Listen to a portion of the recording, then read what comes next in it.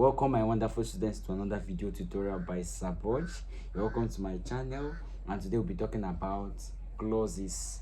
I'm sure you've seen clauses in the comprehension passages in your JAMB and WAEC past questions. So today we'll be demystifying every single thing that is confusing and difficult. Let's dive into it. So what is clause? What is a clause? A clause is a group of words, a part of a sentence that contains a finite verb and has a subject and expresses a complete meaning or thought. So a clause can either be a part of a sentence that is called dependent clause, or it can be a whole sentence, and that is called an independent or main clause. Now let's talk about the types of clauses. We have the main clause and the subordinate clause. Now the main clause is the clause that can stand on its own and make complete sense. Okay, it has a verb and a subject and can stand on its own.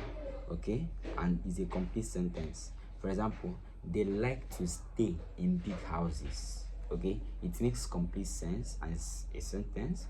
You are my best friend, so it is a clause and it is a complete sentence. You are my best friend. The finite verb there is are, and the subject is you. All right. The subordinate clauses are they are subordinate clauses in the sense that they are dependent on the main clause to have meaning. So if you're looking for the meaning of a subordinate or dependent clause, you would have to refer back to the main clause. Okay, so you cannot just find the meaning, you cannot just conclude what the subordinate clause is trying to communicate if you don't refer back to the main clause. So it is dependent on the main clause. All right, so as subordinate clauses have four forms: the adverbial clauses, the noun clause, the relative clause. All right, so you are going to start with the noun clause. What is a noun? Okay, a noun is a part of speech, and it is the name of an animal, place, or thing. All right, so this noun clause is a subordinate clause that performs the function of a noun in a sentence. And what are the functions of a noun? A noun can act as the subject of a sentence, as the object of a sentence, okay, or the object complement, or even the subject complement. So let me explain this. As the subject of the sentence, you can say that Obi went to school. Obi is the subject of the sentence, right? That's the performer of the action. So that word Obi is the subject of the sentence. Now as the object, Nkechi slapped Obi. Obi is the receiver of the action.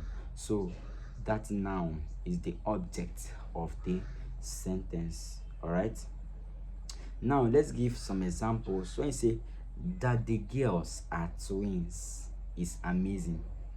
That the girls are twins is amazing. All right, then another example: the man is here. The man is here. So the man is the subject of the sentence. All right, yeah, so that is why it is a noun. Okay, and you can also use names like Obi went to school today. All right, so that Obi is the noun, so it is acting as the subject of the sentence. Now let's talk about adverbial clauses. What are adverbial clauses?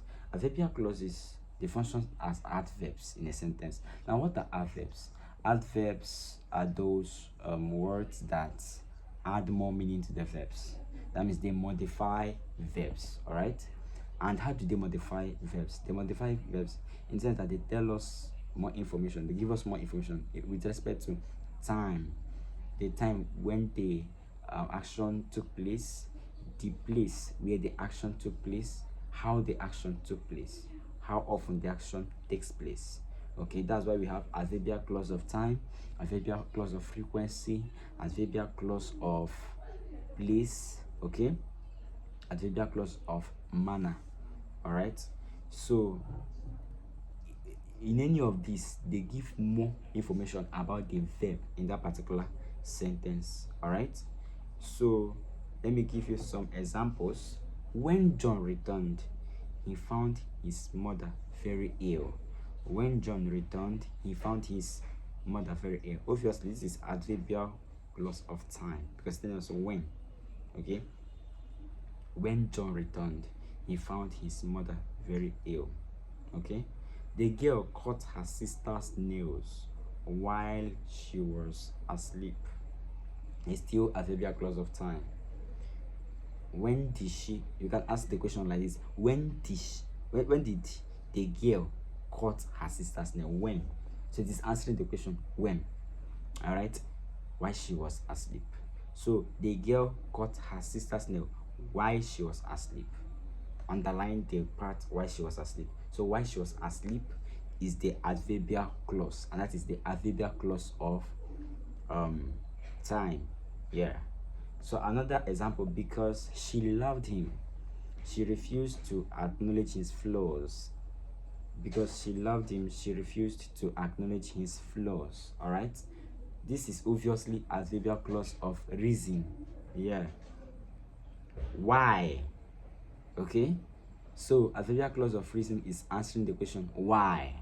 Why did she refuse to acknowledge his flaws? Because she loved him. Okay, remember that I also have e-notes on all these topics in my channel, so click the link in the video description to get yours.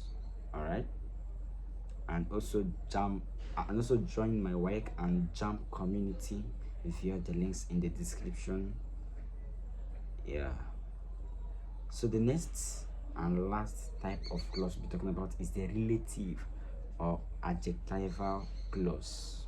All right, now relative clauses are introduced with relative pronouns, and these relative pronouns examples are which, that, okay, whom. All right, so they are called adjectival clauses because they tell us more about the noun. They qualify nouns. They tell us more about nouns. That's the function of adjectives in a sentence. So obviously adjectival or relative clause is still going to perform the function of adjectives. For example, it is the customer who pays for the